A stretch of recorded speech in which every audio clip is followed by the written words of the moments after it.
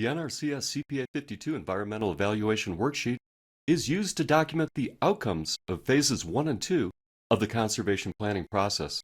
In the course, two scenarios were presented to help familiarize you with the overall process and documentation requirements for the NRCS CPA 52. Let's review the NRCS CPA 52 for the last scenario, documenting Mr. Farmer's pasture land. In sections A through C, Mr. Farmer's name, the applicable conservation plan ID number, and identification of the location where the proposed activities will occur were documented. In section D, the client's objectives were identified and listed. In this case, Mr. Farmer wants to reduce the amount of forage brought onto the farm, improve forage quality produced on the farm, and increase profitability. Over in section E, the need for action was documented. The need for action being a reduction in soil compaction, improved grazing efficiency of livestock on pasture lands, while controlling streambank erosion. Moving down the form to section F, resource concerns and existing benchmark conditions, after walking the land with Mr. Farmer and making field notes, planning criteria obtained from the field office technical guide was consulted to identify resource concerns. Depending on the concern and related cause, planning criteria screening levels and assessment tools were used to identify resource concerns. Later on, when evaluating alternatives, the planning criteria was consulted again to see if the proposed alternatives would meet or not meet planning criteria. The benchmark condition for each resource concern was documented in section F.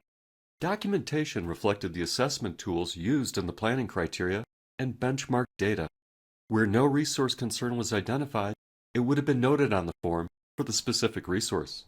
In section G, Special Environmental Concerns, benchmark conditions were documented for each special environmental concern. Guide sheets and fact sheets contained within the form were consulted to document the benchmark condition.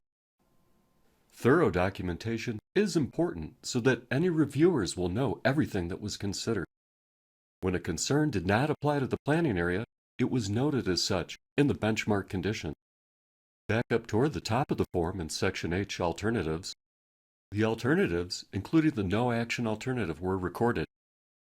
The formulated alternatives attempted to address most, if not all, resource concerns and human considerations. If you recall, Mr. Farmer had a limited amount of time, and this factor was considered when formulating alternatives. The check mark next to Alternative 2 indicates that this alternative meets the state criteria for a resource management system. In the following sections, I and J, evaluation of the alternatives were used to assess the projected impacts of the alternatives on benchmark conditions. In section I, Effects of Alternatives, planning criteria was consulted to see if the alternatives meet or do not meet the planning criteria threshold for a resource concern. A check was placed in the Not PC box to indicate that the resource concern does not meet planning criteria. In section J, Impacts to Special Environmental Concerns, guide sheets and fact sheets provided within the CPA 52 form were followed to determine the impact of each alternative on the benchmark condition. Once again, thorough documentation indicates that the impact on the benchmark condition was considered. Be sure to indicate if the alternative may affect or has no effect on the benchmark condition. In section K, Other Agencies and Broad Public Concerns, alternatives were further evaluated for any necessary easements, permissions, or permits. Additionally, cumulative effects were considered for their impacts on the environment resulting from the incremental impacts of past, present, and foreseeable future action. In section L, Mitigation measures to offset any adverse impacts and not already incorporated in the alternatives were documented. In section M, Preferred Alternative, the client selects an alternative. In our case, Mr. Farmer decided which actions will be taken on his land. Mr. Farmer selected Alternative 1, and the rationale for his decision was documented. Moving down to section N, Context, the context that was used to evaluate the alternatives was recorded. The significance of the action was analyzed in the contexts of farm, county, and hydrologic unit. In Section O, Determination of Significance or Extraordinary Circumstances, this is where the preferred alternative selected by Mr. Farmer underwent additional evaluation. Each action was evaluated using the special environmental concerns, along with significance factors, to determine whether an action would have extraordinary circumstances. Any action or actions that have potential for significant impacts on the human environment cannot be categorically excluded.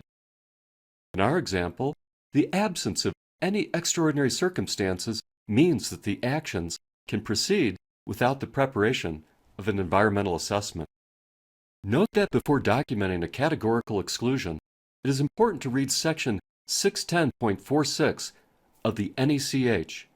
This section provides a list of all categorical exclusions that apply to actions, as well as more detailed considerations and requirements for their use. The determination in Section O was documented with a yes or no response for each of the questions. In Section P, the individual completing Parts A through O of the NRCS CPA 52 must sign and date to indicate they have used the best available information. This may or may not be the same person as the agency representative. In cases where the planner is not an NRCS employee, they must sign in the first signature area, and then the NRCS employee will sign in the second signature area to confirm and validate the information as the responsible agency. When NRCS plans on behalf of another agency, NRCS need only sign as the planner, and then the lead agency, RFO, will complete the rest of the NRCS CPA 52. The remaining sections of the NRCS CPA 52 were completed by the responsible federal official, or RFO. The RFO documented Section Q, NEPA compliance finding, and Section R, rationale supporting the finding, concluding with their signature in Section S.